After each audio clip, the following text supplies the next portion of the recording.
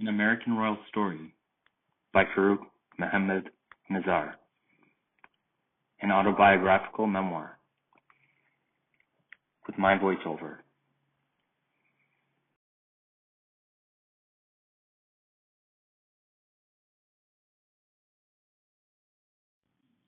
Chapter 1: The Birth of a Hero. This is the lesson of a lifetime. In a heartbeat, allow me to be your guide. An American Royal Story.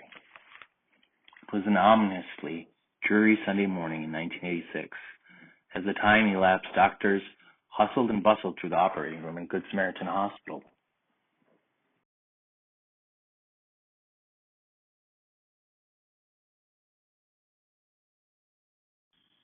In Milwaukee, Wisconsin, Bruce City would soon be anointed with a figure of exuberant character.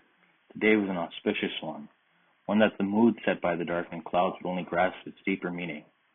Little did the Bruce City know what this birth would manifest into. The world was now receiving its first real hero.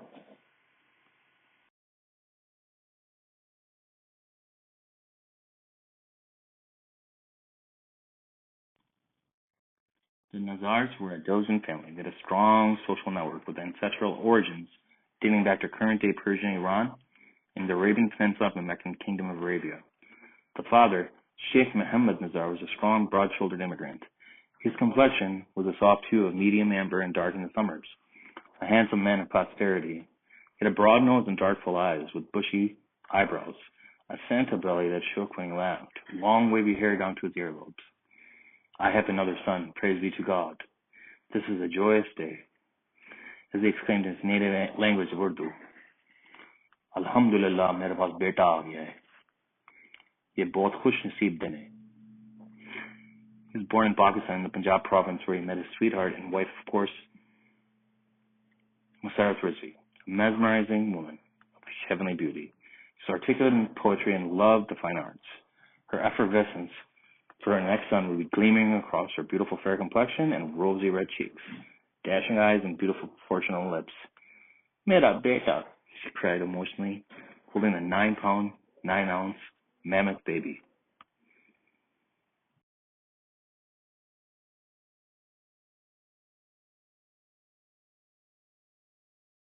My son. The hospital room was a serene scene of beauty, with relatives circulating the hospital bed and congratulating Mohammed and Musarat. Little did they know what the physicians would find next. All across the baby's right flank was a pattern hemangioma. It led from his right pelvis to his third floating rib. The pattern assembled the identical boundary lines of the Arabian kingdom. What a shock, professed the doctor. We've not seen a birth mark of this nature in our lives, he proclaimed. Dr. Shafi, the attending gynecologist that delivered the baby. A beautiful boy indeed, Nazar. Keep this boy very happy, inshallah, God willing, stated Dr. Shafi. The boy would now be blessed his name, Mohammed al-Farooq Nazar. He was to be the joy of the Nazar household. He was brought during a cold November day, 23rd of 1986. He was ushered in with blankets, a long line of relatives to receive him warmly.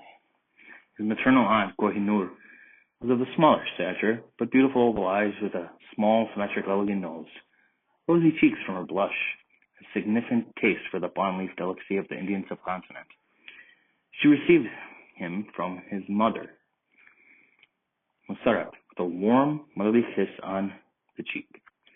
Being so persistent to hold the baby, she could not help but gaze into Farouk's eyes that clenched him close to her bosom. Then her husband grasped Farouk for a moment.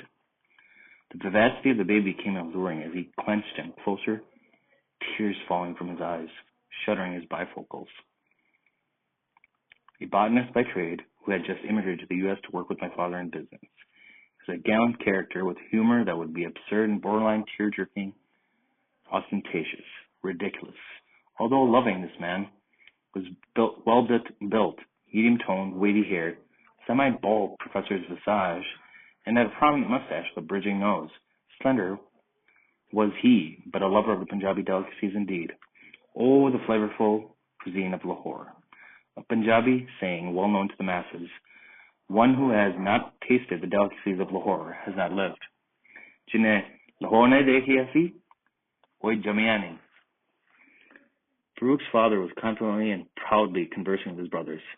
He shall lead in footsteps and carry the banner of the family real estate and petroleum empire. His younger brother argued, why not a physician?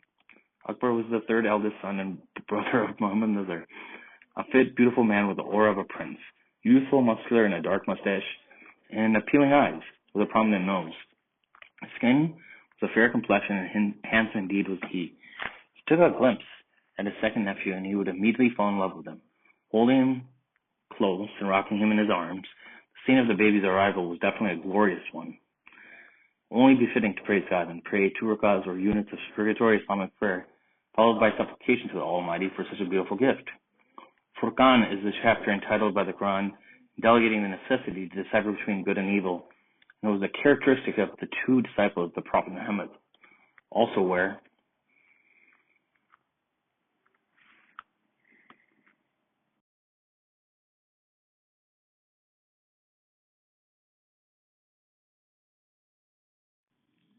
the title, Al-Faruq or Faruq, the criterion is a derivative of given to Ali ibn Abi Talib and Umar al-Khattab. According to both Sunni and Shia schools of thought, both were very highly revered companions of the Prophet Muhammad, peace be upon him. What link did the Prophet Muhammad have with his family, and what would this additional son's birth manifest into? Would be a momentous journey of grand proportions, one that a necessary background must be laid out to. Farooq had one elder brother, Ali Raza, and 4 wonderful sisters in order of seniority, Shazia, Hina, Farah, Sana. He was smack dab in the middle child affective complex would so to speak, be a contributory issue he'd face growing up.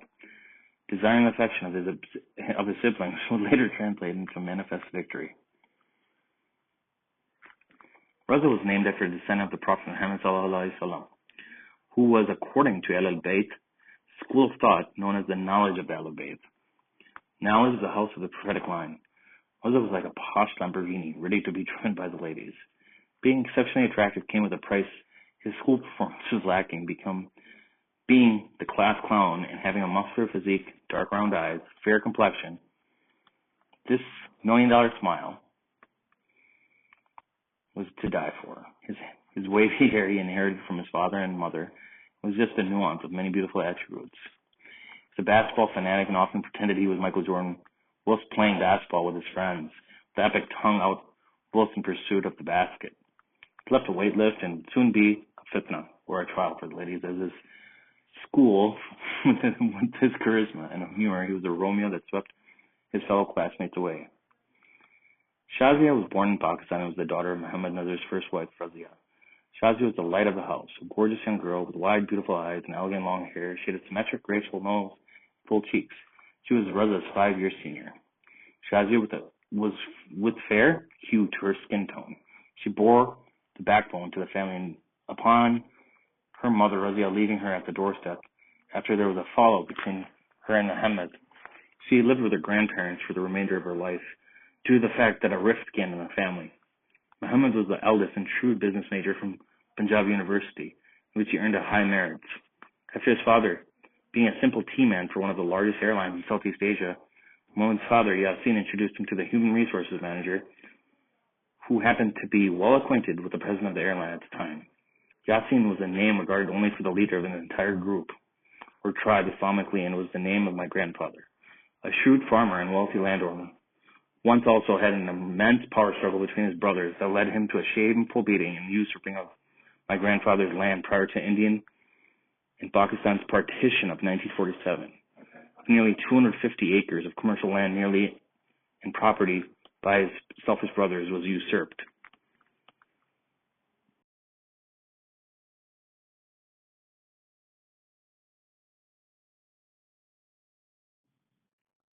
Then Muhammad one day received a catalyst call that would change his fate and send him into fruition for a lifetime. Apprehensively he answered, Hello, Assalamu alaikum. Dear sir, how are you? Muhammad, your merits from your university and business are remarkable, and I have high hopes for you in our business division. Meet me in our office after Jummah, Friday prayer and sermon. Absolutely, dear sir. I will be there immediately after the congregational prayer, he stated in a quivering voice. Muhammad had met his match, and indeed would his life turn around. He was soon after his successful interview elected president of the PIA Union. Young with immense amounts of power at his fingertips, he thrived in the political arena, giving strong speeches, riling up the crowds, and making great changes to infrastructure and union concerns. He had a company Mercedes-Benz, S-Class, chauffeur-driven, and servants galore. He was soon to be ousted by the very people that gave him the position. After a great deal of corruption flourished, a coup had taken Muhammad's presidency by storm, and he fled the country and his home with his 2 children from his second wife, a love marriage, Musarraf, and moved for a better tomorrow in the Americas. They would meet romantically when young Musarraf was working in King Edward Medical College as an intake secretary. He initially moved to Queens, New York, where with a business degree which was not honored in the U.S., pumping gas and an attendant for individuals. After long hours and holes leaking in snow-filled and frozen feet, the blood, sweat, and tears paid off. Life had nearly hit rock bottom when he received a call from a friend who had opened a local business in Milwaukee at a Milwaukee meat market and grocery store in the near 80s, and was willing to make him manager. Years of work and dedication led to Muhammad becoming a key player in the blooming petroleum trade, where his sons and biological brothers came to assist in. Soon the once gas station attendant was now the owner of one of the largest independent franchise chain of the gasoline service stations and fueling convenience stores in Milwaukee. Had he not desisted from his business model, Walgreens would have fallen prey to him, as Osco Drug did. Smiles Enterprises Incorporated had its inception. Just took Milwaukee by storm and now was a leading small business franchise. The Nuzzer family were doing well, and now slowly but surely would raise their children out of the bustling city into the quiet suburbs into a melting pot of diversity. Farouk grew some more.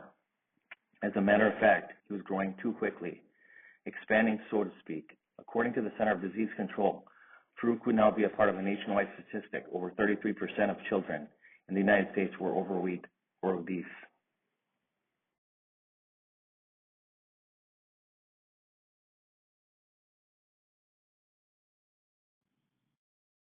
It was a dark, serene night, one in which coolness of the summer air could be creaked in the crickets, were noisy to the extent that it was audible. Inside, and toads were croaking near the woods. Suddenly the night was disturbed by a huge metal thud. Hi Allah! What was that? Musa frighteningly uttered.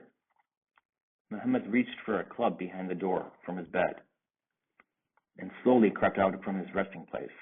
Immediately he ran out. To his utter shock, it was the toddler Farouk, who had just recently learned to walk, having the door completely wide open, the fridge of the lentils all over his face, and covered in desi curries, Indo-Pak cuisine.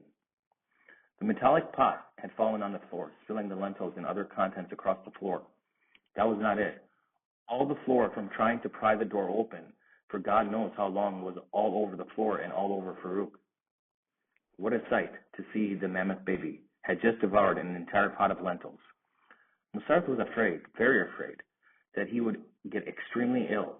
So she called one of the family confidants and was surprised to know that the only thing to expect was a big number 2. When it was time and little Farouk had a big dookie and started to cry. It was indeed time for his diaper to be changed. And to her utter shock, it was a mountain heap indeed. Yuck. Day in and day out, little Farouk was subject to being teased about his weight. But he was a shrewd individual. He would play along with the girls and boys that enjoyed his presence greatly as a class clown. This persisted throughout his schooling. In fact, he was so persistent one day he developed a pet word after a very little joke he dropped. I'm sorry, Mr. Fassbender, he insincerely whimpered. Enough, Farouk. I want you to write out. I will not say sorry 100 times on the board. Now, anytime you do it again, you start all over, buddy. Farouk had just met his ultimate match. Every time he screwed up, he chalked it up. It was a great psychological mechanism of extinguishing his sorry behavior. As time progressed scholastically, he became inclined in every accolade being matched from honor roll to student achiever. Recognized by the Milwaukee Journal Sentinel, Farouk was making great strides in scholastics. However, his physique had hit an all-time low. He was 150 pounds in sixth grade. He needed some dire intervention. Soon he would meet the sensei that would change his life forever. In the suburban shopping district, Chim Cha Choi, Russell Peters, LOL, in the city of Oak Creek, lay a dojang that was the most influential community epicenter to learn self-defense. Adorning the walls were the creeds of the ancients that practiced arts such as the philosophy of the indomitable spirit, Pilsung in Korean. Then across and below the ceilings lay the definition of each art. For example, Taekwondo, the Korean art of kicking and striking for self-defense. For Jiu-Jitsu, the Japanese and Brazilian arts of wrestling. Farouk struggled bravely in the beginning. His lack of confidence was a major hindrance. Soon his brother and close friend Saad and Ahmed joined the dojang to supplement him with strength and perseverance. They took the tournaments by storm. Together, the band of brothers slowly became the most prestigious students dominating USA TKD MMA. That's United States of America Taekwondo and Mixed Martial Arts Academy.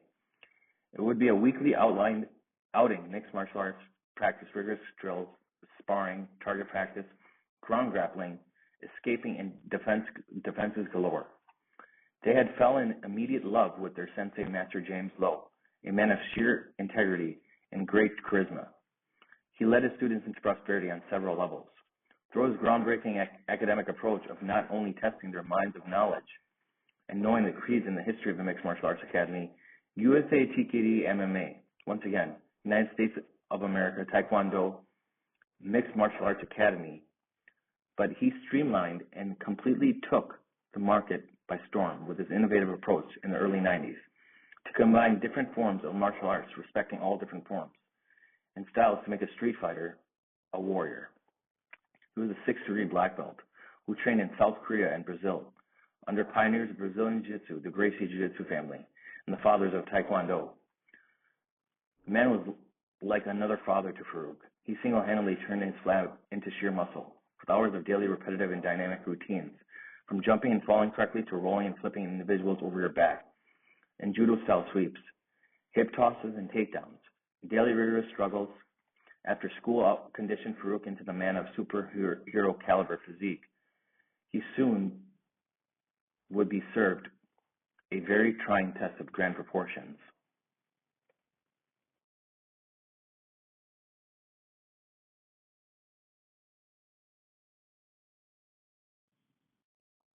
It was now September 2001, and school had just kicked off to a phenomenal start for Farouk's. Conferences went splendidly, and not a day of dismay for his parents as a student was he. A remarkable student, a pleasure having him in class. A goofy brainiac, a genius, is all his parents heard. Every conference was emotional for his father. Farouk's father. He would have tears rolling down his cheeks in happiness of the man his son was turning out to be. What a fine man he was. Farouk had a broad forehead, dashing oval eyes, dark eyes, a beautiful symmetric aquiline nose. His feet were beautiful dark olive color, and his hands tend to stay mellow amber color in the summer and become radiantly fair in the winters. His facial tones were analogous to those of the upper and lower extremities, with beautiful broad, full eyebrows separated with beauty marks, and one adorning his left cheek. He had beautiful lips full of color and full cheeks, with strong cheekbones, and would always light up the room with his radiant smile and pearly whites. Farouk had just finished studying for his Introduction to Business Finance test in study hall in his freshman year in Oak Creek High School. It was a dreary autumn morning, and the class was told to quiet down immediately because the intercom was now being used to address the students, and it was the principal, Kathleen Jorgensen. Attention students, this is not a drill. I repeat, this is not a drill. The U.S. has just been attacked by armed terrorists in New York City. The Pentagon was a target, and another commercial aircraft that was hijacked was taken down by passengers. The New York City Twin Towers have just collapsed from two airplanes being diverted striking the towers. God rest the innocent individuals, souls, and God bless America. Listen to your teacher's instructions carefully. Commotion had just ran rampant in the study hall. Students were frightened and completely pale with confusion. As people muttered under their breath, it was his people who did this. With constant chatter spreading like a virus, it was those damn Arabs. Anxiety began to take violent role in everyday life for young Farouk was no longer safe, as his friends had now completely excommunicated him and went far as enough to create a hate group with 2 X's on each hand, symbolic of their negation of him in their lives. One day while leaving the locker room from gym class, he was approached by 2 young men who were looking for trouble. His name was Brandon, an African American peer who fell into the harassment ring along with others, another Hispanic individual named Brent Beneflores. Oh, how young Farouk despised these 2 guys. One was a beady-eyed wannabe thug with a wide nose and a larger than normal lips. The other was a pasty-skinned, taller, broad-shouldered wannabe thug, failures in school who had nothing better to do. Oh, how young Farouk set them straight. As one of them approached him, Farouk took his Armani skull cap off. He was wearing that day, very aggressively, tossing it several feet away. Then he asked both of them, while throwing a ferocious hook punch to the locker, barely missing both of their faces as they stood next to him. Do you know who I am? Don't fuck with me. Hold up. Rewind. What just happened here? We have a ton of missing information.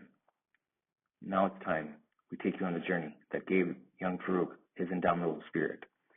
I would like to take you and be your tour guide in a journey that caused much of the Indo-Pak and Arabian Peninsula regions to go into a state of shock. Allow me to be your tour guide and take you into the depths of the mind with 2 poles, a subsequent life that left me in doubt and uncertainty for my entire life. My life was a substantial success, and I was well known in the community for my dashing looks, fashionable attire, stellar grades, completely a mixed martial arts black belt program that normally takes 5 years, more in just under 2.5 years, spanning from Brazilian Jiu-Jitsu, Japanese Jiu-Jitsu, Hapkido, Taekwondo, Muay Thai kickboxing, WBA style boxing, and UFC style street fighting skills. Winning numerous awards as a Young Writers Conference nominee, Student Achiever Awards recognized by the Journal Sentinel twice and always on the high honors list. When healthy, taking trips to local colleagues and meetings, authors as a child. I never thought my life would come to such a standstill as I embarked on my Umrah, pre-pilgrimage journey to the holiest city in the world, known to man's literal beginnings, where Adam, peace be upon him, built the first altar of worship. This was the Rock of Gibraltar, where the heavenly stone fell. Until this day, no one has deciphered what the composition of the stone is, nor where it came from. It would not heat from high branding or heat, nor would it sink when placed in water, according to some of the leading scientists, anthropologists, and archaeologists of the world. Hence, heavenly, the Kaaba, or cube, formerly known as the Baka in Egyptology, a reciprocal anagram. The Kaaba enclosed the heavenly stone itself in the northeast corner. This is what Muslims face towards in prayer, commemorating the altar to Adam and the reconstruction of Abraham and Isaac and Ishmael, who were sanctifying it.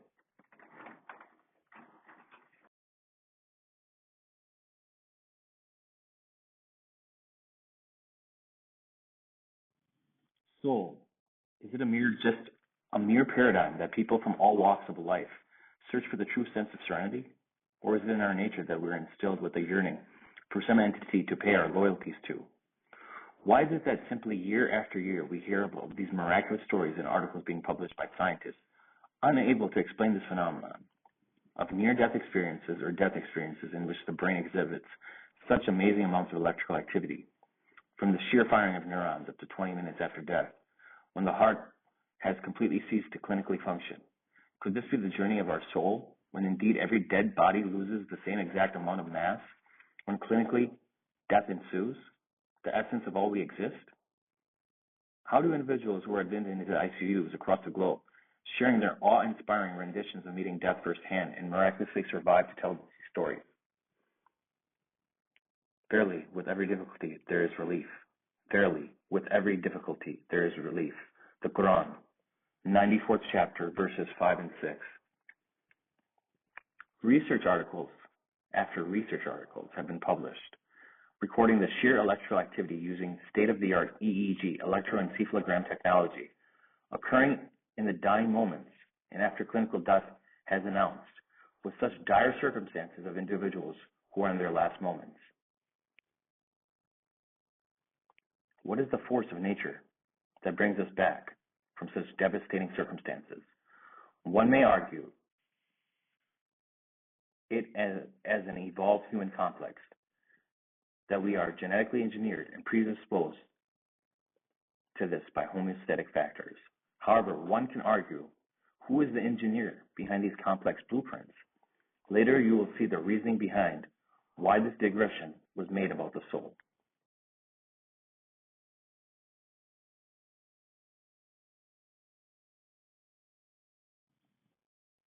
Lahore, Islamic Republic of Pakistan, June 2003. Horror, fear, rage lurks in everyone's blood, in their bloodstream, and remains dormant in many due to this one amazing feature, patience. This is a segment of wisdom that was always missing from my life as a youngster. Patience, a bounty that is indispensable, a bounty so vast it cannot be depleted, and can be the key to success and self-fulfillment. This is the glimpse into my life, growing up a fortunate, yet tragically flawed and abused child. Then which of the blessings of your Lord will you, mankind, deny? Chapter 55, verse 13 of the Holy Quran. Whether it be the newest gaming console on the market or the hottest car, I just had to have it before everyone. And God bless my parents, who are always, till this day, so generous, beyond words fathomable. Of course, some spoiled habits do not change. I cannot deny I would love to be sitting in a Pagani someday, like all successful individuals who dream of stardom. However, what should be our integral assets in life? Our character, patience, acquiring knowledge, and simply how to live in a manner harmoniously in a society with diversity. These were the many assets I lacked and was reluctant to envision until a serious wake-up call. Allahu Akbar, Allahu Akbar. Allah is the greatest. Allah is the greatest. Ashhadu an la ilaha illallah. Ashhadu an la ilaha illallah. I bear witness there is no divinity but Allah the Lord. Ashhadu anna Muhammadan Rasulullah. I bear witness that Muhammad is Allah's messenger. Ashhadu anna Muhammadan Rasulullah. I bear witness that Muhammad is Allah's messenger. Hayya al-salah, hayya al-salah. Hasten to prayer, hasten to prayer. Hayya al-falah, hayya al-falah. Hasten to real success, hasten to real success. Allahu Akbar, Allahu Akbar. Allah is great, Allah is the greatest. La ilaha illallah. There is no divinity but Allah. These words were melodiously chanted throughout the city of Lahore, Islamic Republic of Pakistan. As I entered the first time in my recent memory to a city where Islam was the way of life. Islam means submission to the will of the Almighty. As I exited the airport, an old man was the first to encounter me begging for money. Please give in the name of your Lord. Walking amidst Allama Iqbal International Airport in Lahore, in the sweltering heat with no shoes and mere rags covering his private parts. I felt a cold chill up my spine and pulled out my wallet from my back pocket. As a firm grip took a hold of my hand as I began pulling the US dollars out of my billfold to give to the old man. Allah clearly describes this in any act of worship, when we feel the sensation so poetically. The skins of those who fear their Lord shiver from it when they recite it or hear it. Then their skins and their hearts soften to the remembrance of Allah.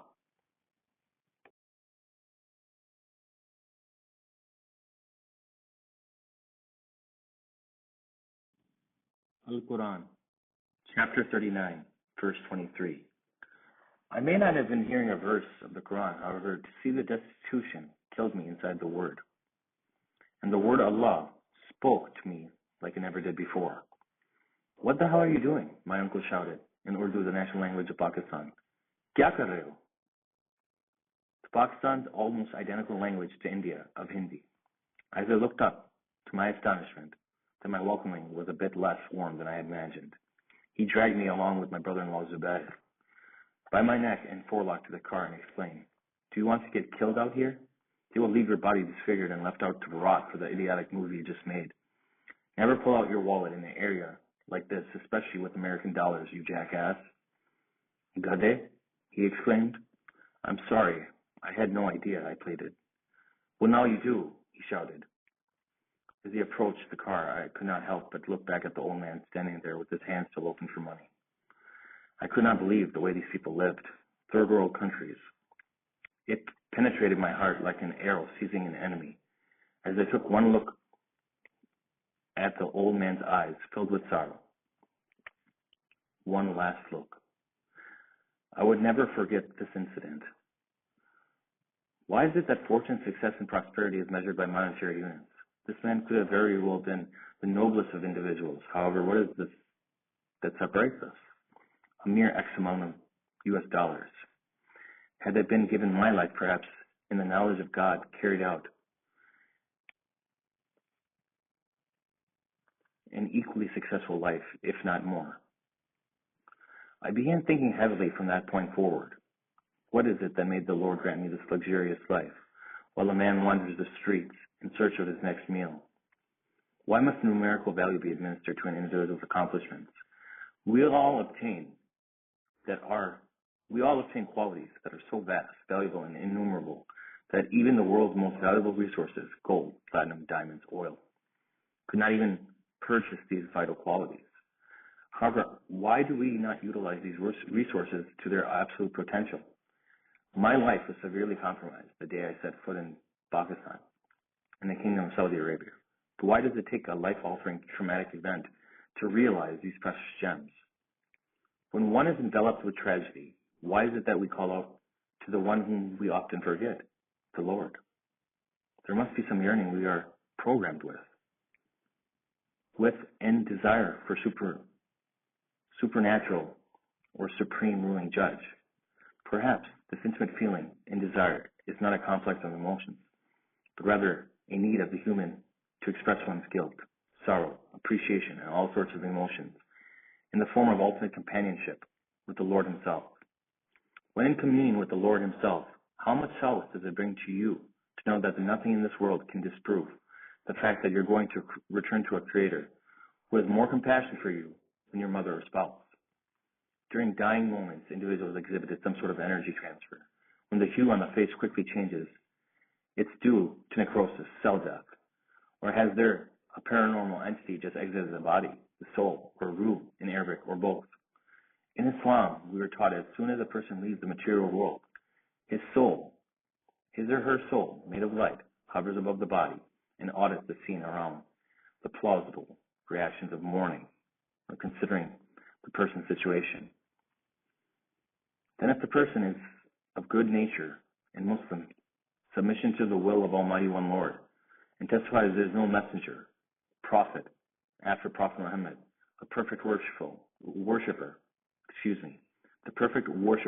angels, Allah's throne, and oneness in Christ as the Messiah, not the Son, period of sons if you may like, all highly adorned prophets, Muhammad, Noah, Abraham, Moses, Jesus, alayhi salatu wassalam, peace be upon them perpetually, of the God, belief in the book of Hadith, authenticated by the scribes and companions who devoted their life to the revival of the faith of the one true Lord of the heavens and the earth. You may have a myriad of amusement awaiting you in your grave, from an illuminated palace to repose, as if you were a newly wedded bride sleeping her first wedding night.